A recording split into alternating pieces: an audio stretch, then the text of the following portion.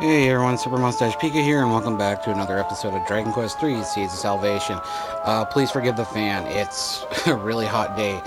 In the last episode, we used our thief's key to find some new items, weapons, armor, and also the wrecking ball, which would brought us here to the path of prophecy. I did not do any grinding in between episodes. I'm just showing off what we have acquired so far, as this is now our journey off the island of Alahan. We will be coming back to this area later in the game. I'll probably be coming back here in between episodes. But here we talk to this old man. Oh, the Path of Promise. Sorry. We can't get by because there's a barrier. Well, if we go to our menu, we go to our items, and go to the bag, we can grab our wrecking ball. If we use it along here, as we take a step back, we get some flashy glowy, and then it breaks. Like, what's going on?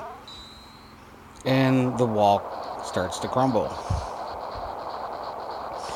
I believe this was sealed after our father Ortega had walked through. I'm not when he began his quest. As I go up and talk to him again, he's like, "Oh, it opened up, and it looks rather promising."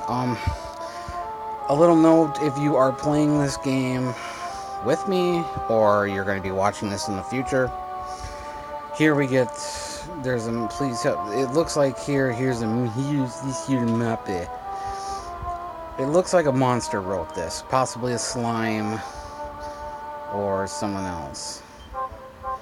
Bless thee with it. And we get the adventures map. This will allow us to look at the world map when we're out on the world. It's not accessible in dungeons, so yeah. Anyways, I hope everyone had an enjoyable 4th of July if you live in the States. As you can see, we access the map here, and that is just where we have been. We have a huge world to explore. So, and as you can see, the purple dots are like dungeons or towers. Orange that flash into orange to white are kind of towns, castles, and things like that. But we will be heading actually to the northwest, I believe. So I'm just going to put this in the bag. If I remember correctly, when I played this area when I was a kid, if you were not on a high enough level, or you did not have the proper equipment and everything, as you see, there are pitfalls here too. There are enemies here that will put you to sleep. There are enemies here that use spells. They're not the most powerful monsters in the game, but if you were to come here level 5 or less, you would have a heck of a time, because you can run into sleep hares, and right here there's spike hares and ant gobblers. Ant gobblers are stronger than ant nibblers, but not too much powerful. And as you see, spike hares cast snooze. This version is actually a little more. It's not as harsh as the NES version. I remember playing this game on the NES, and all four party members would get hit with the sleep spell or snooze spell, and the party would be completely asleep. No one would wake up, and it would be a complete party wipe. Because I'd come across a spiked hare with ant gobblers, or magicians, as they're called in the NES version, or things like that. The magicians that you find here. Also, we might stumble across some newer enemies that are not on the continent of Alahan. Yeah, and if you come against prestidigitors, if you come across against 2 or 3 of these guys with a spiked hare, and a spiked hare casts snooze on you, Frizz can cause still a lot of damage. Like right there, it just hit Lollipie for 11. So, yeah, and then also I haven't pointed out that your speed does not help with your defense against magical attacks. Armors and shields can, certain accessories can, and I believe building up your resilience does as well.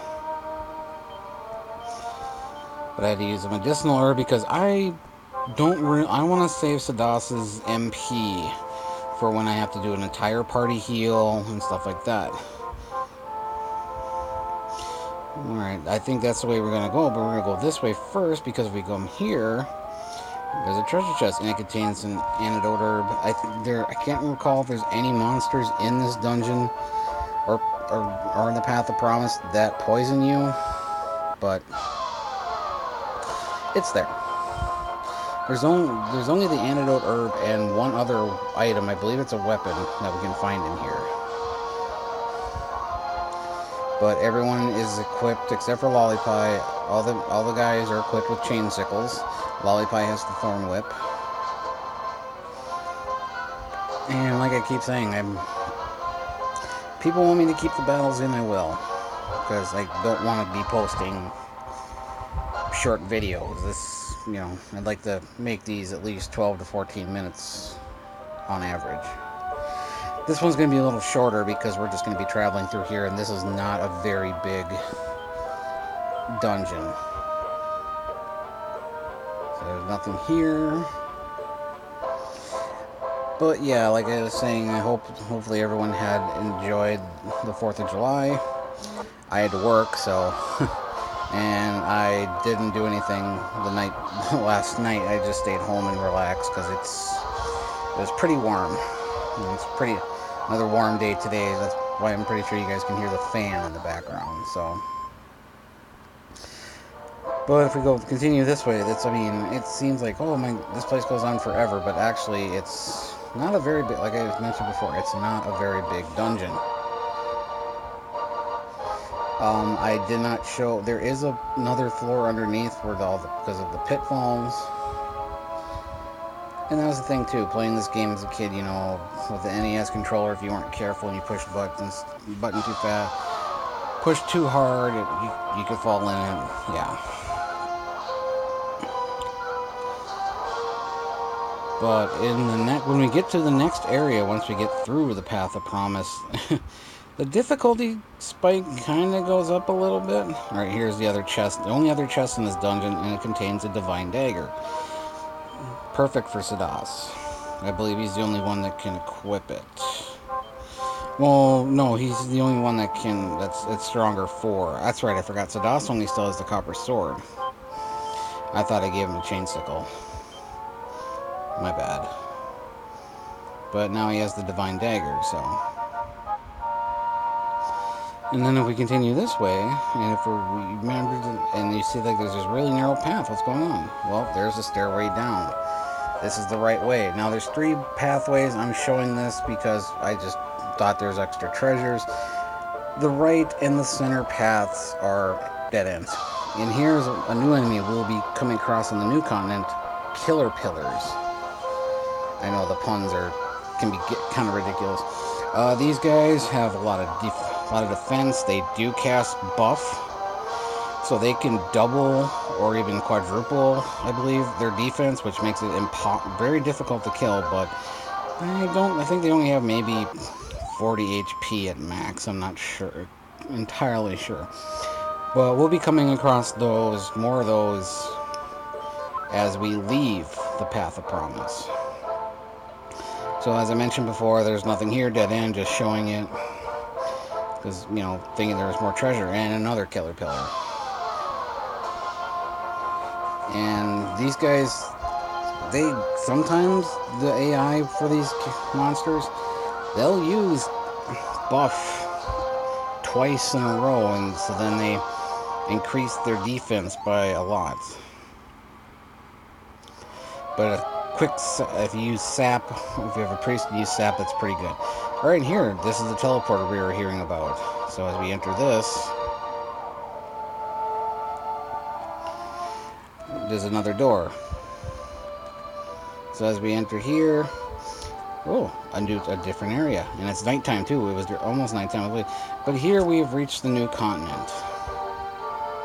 This is where our journey kind of officially begins, as we have left Alahan. But in the next episode, we will explore this new continent, explore the new castle, and see how things have gotten maybe a little more difficult. But in between episodes.